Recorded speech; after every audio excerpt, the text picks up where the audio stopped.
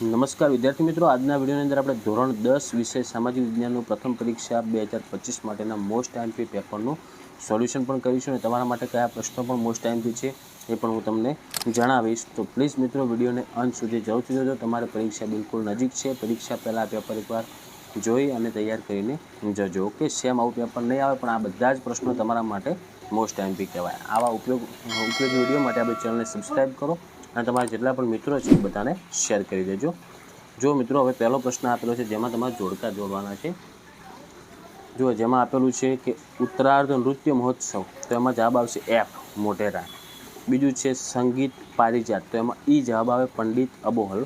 ત્રીજું છે હીરા ભાગોળ, તો એમાં જવાબ આવશે ડી ડભોઈ. અને ચોથું દેવોનો પ્રથમ સ્થપતિ, તો એમાં ઓપ્શન સી આવશે વિશ્વકર્મા. પાંચમું છે એક સિંગી ભારતીય ગેંડો, તો એમાં જવાબ આવશે ઓપ્શન એ અસમ.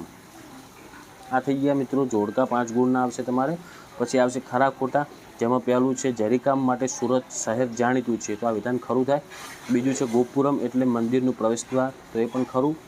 ત્રીજું ઉર્દુ ભાષા દિલ્હીના સુલતાનોની રાજભાષા હતી, તો આ ખોટું થશે. પછી આગળ આપેલ છે જો મિત્રો 9મો પ્રશ્ન કે વાસ્તુશાસ્ત્ર એ જ્યોતિષશાસ્ત્રનું અવિભાજ્ય અંગ છે, તો આ વિધાન ખરું થશે. 10મું છે ઉદારીકરણ એટલે સરકારી અંકુશો નિયંત્રણો ક્રમશઃ વધારતા જવાની નીતિ, તો આ પણ વિધાન ખોટું થાય. પછી આગળ આપેલ છે મિત્રો ખાલી જગ્યાઓ, જેમાં પહેલું છે દુનિયામાં વર્તમાન સમયમાં ખાલી જગ્યા એક એવો દેશ છે જેમાં વાઘ અને સિંહ તેના કુદરતી આવાસમાં વિચરે છે, તો એમાં આવશે ભારત. પછી આગળ બીજો છે કે ડુંગરાળ વિસ્તારના લોકોનો મુખ્ય ખોરાક, તો એમાં મકાઈ જવાબ આવશે. ભારતમાં 2જી સદીમાં ખાલી જગ્યા નદીમાંથી, તો એમાં આવશે મિત્રો જો કાવેરી નદીમાંથી ગ્રાન્ડ એનિકનર નામની નહેરનું નિર્માણ થયું હતું.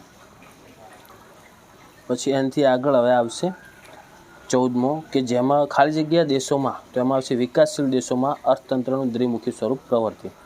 અને 15મું છે ભારતમાં સૌથી વધુ ગરીબીનું પ્રમાણ ધરાવતું રાજ્ય ખાલી જગ્યા, તો એમાં આવશે બિહાર. ઓકે, પછી હવે આગળ આવશે જુઓ તમારે MCQ, જેમાં આપેલો છે પહેલો જુઓ 16મો કે ક્રાયોલાઇટ ખનિજ જે માત્ર ગ્રીનલેન્ડમાંથી જ મળી આવે છે તે વિતરણ ક્ષેત્ર મુજબ કયા પ્રકારનું સંસાધન કહેવાય, તો એમાં ઓપ્શન સી જવાબ આવે એકલ સંસાધન. પછી 17મો છે હાલમાં દેશમાં કુલ કેટલા વાઘ પરિયોજનાઓ ક્ષેત્રો કાર્યરત છે, તો એમાં ઓપ્શન એ આવશે 44. 18મું હરિયાળી ક્રાંતિ બાદ કયા પ્રકારનું ઉત્પાદન બમણું થયું, તેમાં ઓપ્શન બી આવશે ઘઉંનું. 19મો છે પૃથ્વી પર જળ સંશોધનોનો મુખ્ય સ્ત્રોત કયો, તો એમાં આવશે બી વૃષ્ટિ. અને 20મો આર્થિક રીતે ભારત કેવો દેશ છે, તો એમાં ઓપ્શન સી આવશે વિકાસશીલ. પછી જુઓ નીચેના પ્રશ્નોના જવાબ માગ્યા મુજબ લખવાનું છે. હું વિશ્વમાં તક્ષની સૌથી વધુ નિકાસ કરતો દેશ છું, તો એમાં ઓળખવાનું હતું જેમાં આવશે ભારત. પછી આગળ છે હું ખાંડના ઉત્પાદનમાં ભારતમાં પ્રથમ ક્રમે છું, તો એમાં આવશે મહારાષ્ટ્ર.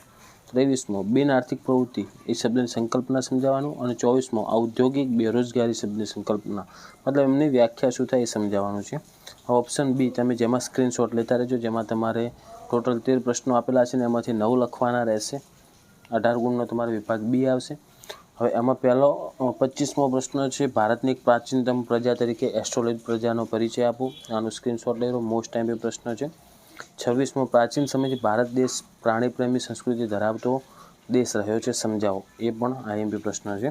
તો એવી રીતના તમે હવે એક કામ કરો, વિભાગ સી સુધીના બધા જ પ્રશ્નો જે તમને દેખાય છે આગળ 27થી લઈ અને 37 સુધી બધા જ મોસ્ટ આઈએમપી છે. એમાં જુઓ 37મો છે વૈશ્વિકીકરણના લાભો, એની આગળ બજાર પદ્ધતિ, આ બધા પ્રશ્નો આઈએમપી છે, એનો સ્ક્રીનશોટ લઈ લો.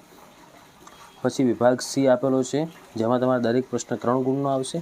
ટોટલ 9 પ્રશ્ન આપેલા છે, એમાં તમારે 6 પ્રશ્નો લખવાના રહેશે. તો 38થી લઈ અને 44 સુધીનો સ્ક્રીનશોટ લઈ લેજો, જે બધા પ્રશ્નો તમારે તૈયારી માટે કામ લાગે. આગળ પછી તમારે લેવાના રહેશે 45 અને 46નો સ્ક્રીનશોટ. ઓકે, હવે વિભાગ ડી તમારે આગળ આવશે, જે હશે તમારે ટોટલ 20 ગુણનો. એમાં તમને 4 પ્રશ્નો જવાબ લખવાના છે અને નકશો તમારે ફરજિયાત હશે. તો જેમાં જુઓ 47માં આપેલ છે સ્તંભ લેખો પરની કલા વિશે નોંધ. પછી ટૂંક નોંધ છે વાસ્તુશાસ્ત્ર, આ મોસ્ટ આઈએમપી પ્રશ્ન છે. પછી 49, 50 એવી રીતના 53 સુધી તમે સ્ક્રીનશોટ લઈ રહો. અને 54મો છે નકશો, જે તમારે ફરજિયાત લખવો જ પડશે. એમાં તમારે દર્શાવવાનું રહેશે જો દચ્ચી ગામ છે, ચંદ્રપ્રભા છે, પેરિયાર એક વન્યજીવ અભયારણ્ય છે, અને ચોથું છે કાજીરંગા રાષ્ટ્રીય ઉદ્યાન. આ રીતનો તમારે નકશો પૂછાશે, તો તમે નકશો પણ તૈયાર કરીને જજો. આ જગ્યાઓ બધી તૈયાર રાખજો. ઓકે મિત્રો, તો આ તો આપણે ધોરણ 10 વિષય સામાજિક વિજ્ઞાનનું પ્રથમ પરીક્ષા માટેનું મોસ્ટ એમપી પ્રશ્નપત્ર. તો મિત્રો આશા રાખું છું કે વિડીયો તમને ઉપયોગી બન્યો હશે. તો વિડીયોને લાઇક કરો, તમારા બીજા મિત્રોને પણ શેર કરો અને આવા ઉપયોગી વિડીયો માટે આપણી ચેનલને સબસ્ક્રાઈબ કરી દેજો. હવે મળીશું મિત્રો આપણે નેક્સ્ટ વિડીયોમાં. Thank you so much for watching my videos. Thank you so much.